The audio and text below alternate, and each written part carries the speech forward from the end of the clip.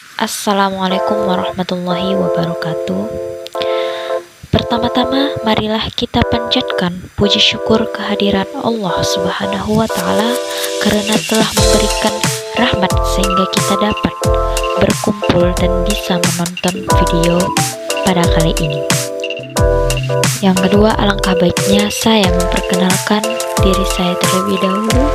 Saya Dwika Aulia Fitrah Panjaitan dan teman-teman kelompok saya, Zulfa Zakia, Waqiatul Khairiyah, Intan Nur Aini, Elvira Zahratun Nisa, dan Nur Aisyah Dalimunte akan membawakan materi yang berjudul Paradigma Pendidikan Kewarganegaraan.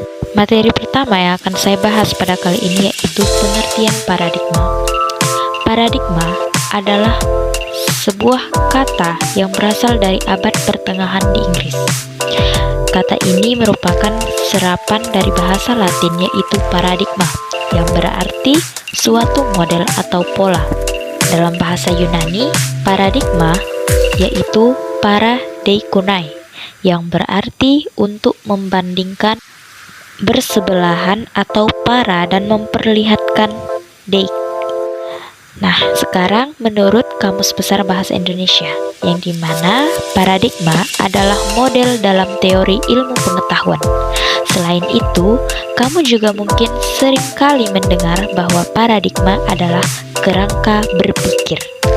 Selain menurut Kamus Besar, ada juga pengertian paradigma menurut para ahli, yang dimana Harmon dalam Moleom. Paradigma adalah cara mendasar untuk memahami, berpikir, menilai, dan melakukan yang berkaitan dengan sesuatu yang khusus tentang realitas. Yang kedua yaitu Baker dalam Moleong. Paradigma sebagai seperangkat aturan yang menetapkan atau mendefinisikan batas-batas. Paradigma juga menjelaskan bagaimana sesuatu harus dilakukan dalam batas-batas itu untuk berhasil.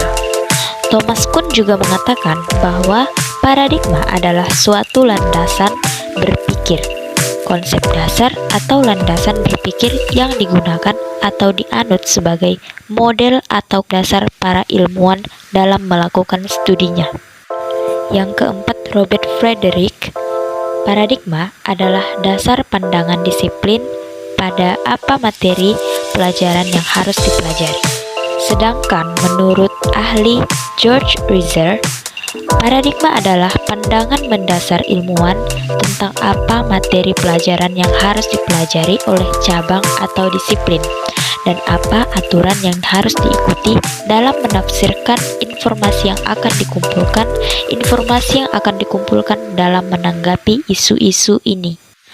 Ada juga Capra yang beranggapan bahwa paradigma adalah sebuah bentuk asumsi yang mendasar dan disertai dengan bukti pendukung terhadap apa yang diasumsikannya dalam menggambarkan interpretasinya terhadap realitas sejarah sains. Yang ketujuh, Cohen dalam Mackenzie dan Knight yang membatasi paradigma sebagai studi filosofis pelaksanaan tujuan atau motif. Terakhir, Bogdan dalam Magnus dan Knight juga, yaitu paradigma adalah kumpulan longgar sejumlah asumsi, konsep, atau proposisi logis yang terkait dan mengarahkan cara berpikir dan penelitian. Selanjutnya kita akan membahas tentang paradigma lama dan paradigma baru dalam pendidikan kewarganegaraan. Dalam paradigma lama, mata pelajaran ini muncul pertama kali pada tahun 1957 dengan nama kewarganegaraan, yang isinya membahas tentang hak dan kewajiban warga, serta cara-cara memperoleh dan kehilangan status kewarganegaraan. Sebagai tindak lanjut dari Dekret Presiden 5 Juli 1959, Menteri PP dan K mengeluarkan surat keputusan nomor 12227S tanggal 10 Desember 1959 tentang pembentukan panitia penyusunan buku pedoman mengenai kewajiban-kewajiban dan hak-hak warga negara Indonesia dan hal-hal yang menginsyafkan warga negara tentang sebab-sebab sejarah dan tujuan revolusi Indonesia.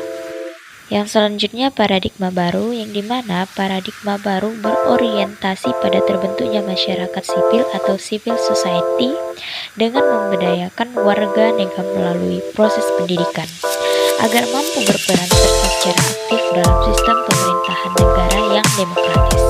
Green et al.